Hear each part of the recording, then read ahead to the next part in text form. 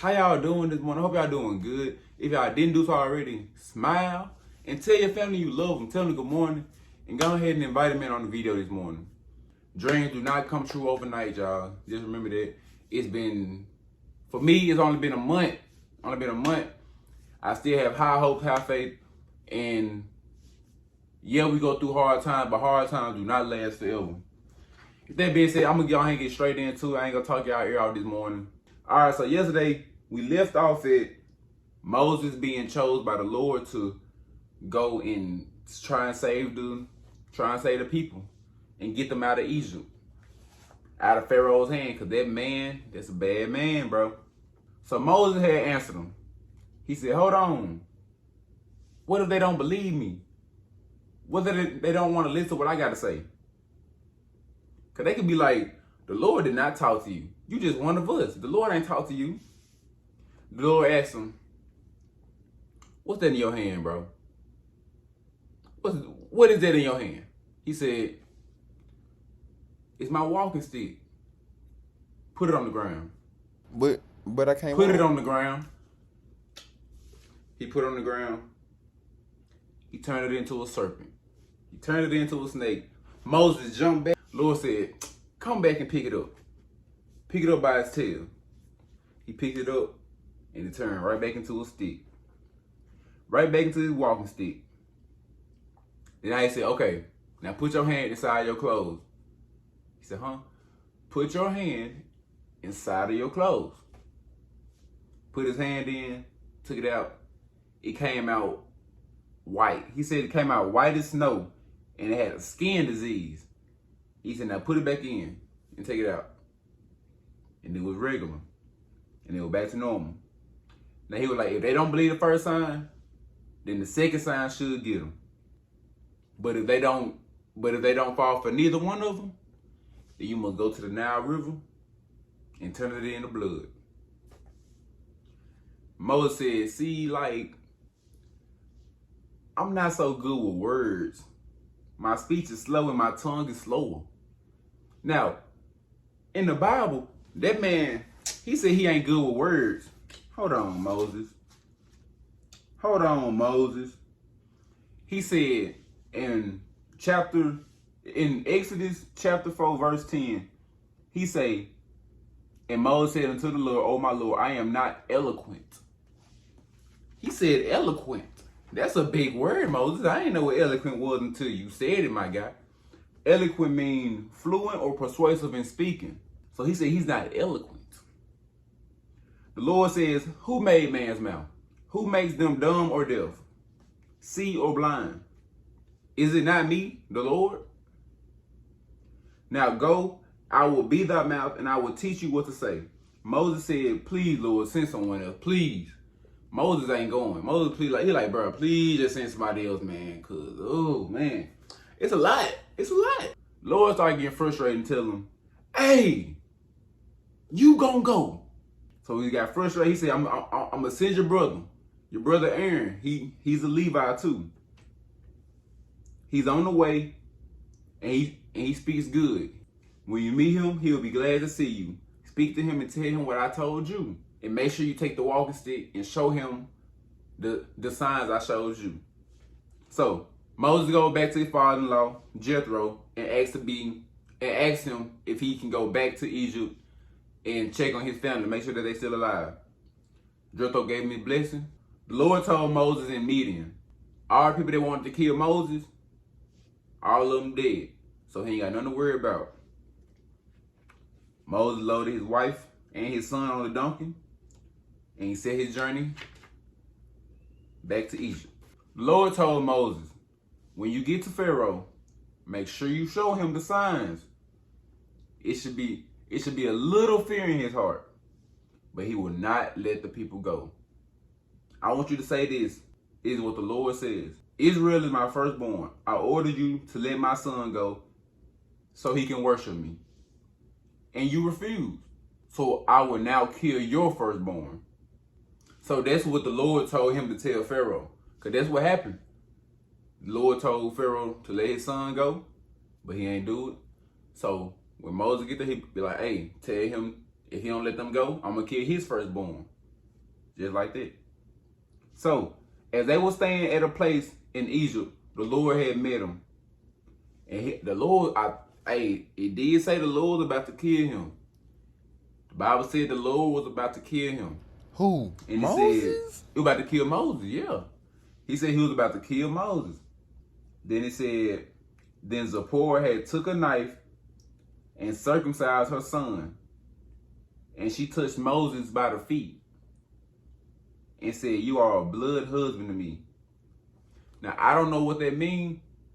So, if anybody can help me out on that part, I do not know what that part means.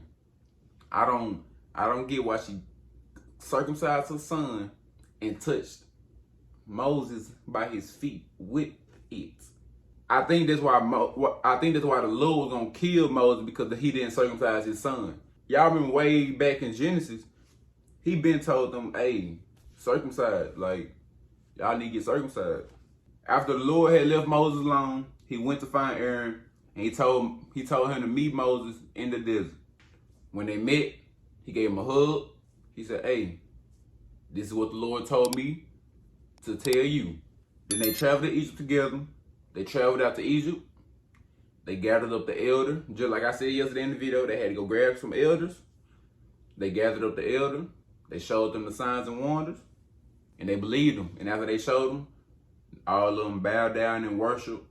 Afterwards, Moses and Aaron, they went to Pharaoh and they told him, the God of Israel says, let my people go so that they can worship me. Pharaoh like, who is the Lord? Like, and why should I obey him and let these people go? I don't know the Lord, so I'm not letting them go. So y'all get out of my face. So he said, the God of the Hebrews have met with us, and you must let us go on our 3-day journey into the wilderness and make our sacrifices to the Lord, or he will kill us by disease or sword. And Pharaoh like, Aaron and Moses, why are you trying to let these people get away from me and from their assigned work? He like, get back to work. There are plenty of people on this land that y'all are preventing from getting to work. In the same day, Pharaoh asked the taskmasters, he say, hey, don't give them no more bricks. Don't give them no more straws. Let them do everything on their own. And tell them that they better meet the same quantity of work. They better put the same quantity out. And he goes on saying, because they're lazy. They're real lazy people, crying, asking to be let go, offer sacrifices. We're gonna make they work harder, and they're gonna have to forget about whatever they're trying to do. So the taskmasters, they went and told the people what Pharaoh said, and he ordered them that they must do all of that in the same time. Like, they must do all of that. Like, y'all got to go get y'all own bricks, y'all own straws, and y'all got to get the same numbers. Like, y'all got to keep y'all numbers up. After still having to work even harder, they still beating on these people. They still hurting on these people. And one of the officers over the Israelites, he went to Pharaoh and said, Pharaoh, you steady beating us, man. We working even harder, and you steady beating us. Why you letting your people treat us like this? And Pharaoh say, nah, y'all just lazy. Y'all are lazy people. Why y'all keep asking to go make sacrifices to the Lord? Like, go back to work. They met up with Moses and Aaron after they met with Pharaoh. And they said, you see what you done? You ain't, ever since you got here, you ain't done nothing but cause us more harm. You causing us more harm than it was before you came. You basically gave Pharaoh's people a sword, and they're putting it into our hands right now. You basically just killing us. And Moses, he goes back to the Lord and complains. He like, is this what you sent me for? I came to speak to Pharaoh because he been treating his people wrong, and now when I come, they get treated even worse. So the Lord told Moses, now you will see what I would do to Pharaoh. Using my strength, I will let them go, and send them out of his land. I am the Lord. I revealed myself as God Almighty to Jacob, Isaac, and Abraham, but they didn't know my name, Jehovah. Now, when I was reading this, I was like, sometimes God, yes, it hurt. Yes, it's brutal. But sometimes God let things sit so the enemy think that they got control. So the enemy think that they controlling something. And then when God step in, he show him like, hey, you ain't doing nothing. But at the end of the day, I'm finna show you why I am him. I'm finna show you why I'm Jehovah, why I'm God, why I am. He said, I confirm my agreement with them also to give them the land of Canaan, the land they were living on as strangers. I've heard the cries of the Israelites and I have not forgotten the agreement. So tell them, I am the Lord, and I will save you from the forced labor by the Egyptians. And I will give you the land that I promised to give to Abraham, Isaac, and Jacob. Moses tried to explain to the Israelites, but they were discouraged because of all the hard work they had to do. The Lord tells Moses, go in and talk to Pharaoh and tell him to let them people go and let them leave the land. And Moses said, my own people won't even listen to me. So why you think Pharaoh gonna listen to me? So the Lord then speaks to Moses and Aaron, and he then gives them a genealogy. And I didn't write the genealogy down. So basically he gave them a rundown of the generation before Moses and Aaron and why the Lord chose them to finally speak up to Pharaoh. And the Lord says to Moses, I'll make you seem like a god to Pharaoh, and Aaron will be your prophet. Just repeat everything I tell you to say, and Aaron will repeat it to Pharaoh. But I will give Pharaoh an attitude. I'm going to perform a lot of signs and wonders in the land of Egypt, and if he don't listen, then I will attack and bring heavy punishments onto them. He said, the Egyptians will now know that I am the Lord when I stretch my hand. Moses and Aaron did exactly what they were told. They went to Pharaoh. He had the walking stick. Hey, Aaron, throw it on the ground in front of Pharaoh. He threw it on the ground, turned into a snake. But Pharaoh was smart. Pharaoh brought in some sorcerers and his magicians, and they did the same thing. And they were like, Pharaoh like, see, what are you doing that's so great? The only thing different was the walking stick that Aaron and Moses had, it ate all of their walking stick. It ate it. But Pharaoh like, that ain't nothing. Because they still did it too. But just as the Lord predicted, Pharaoh wasn't going to let these people go. The Lord predicted it, remember? He said, it's going to be hard. So he said, tomorrow morning, we're going to meet him by the Nile River, and we're going to turn it into blood. So tomorrow came, they met him by the Nile River. And he said, now, I gave you chances. He held the stick over the water. He said, hey, if you don't let these people go, I will turn this water into blood. All the fish in it will die. It's going to stink. And y'all can't even drink out of it. And I got Aaron holding his stick over all the pools and ponds. So it also will turn into blood. And don't forget, all the vessels, all the stones, the cups, whatever.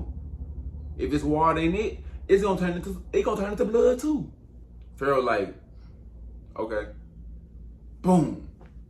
Turned it into blood, turned everything into blood. And guess what happened? His sorcerers and his magicians did the same thing. Just as the Lord predicted, it was gonna be hard. Nothing come easy.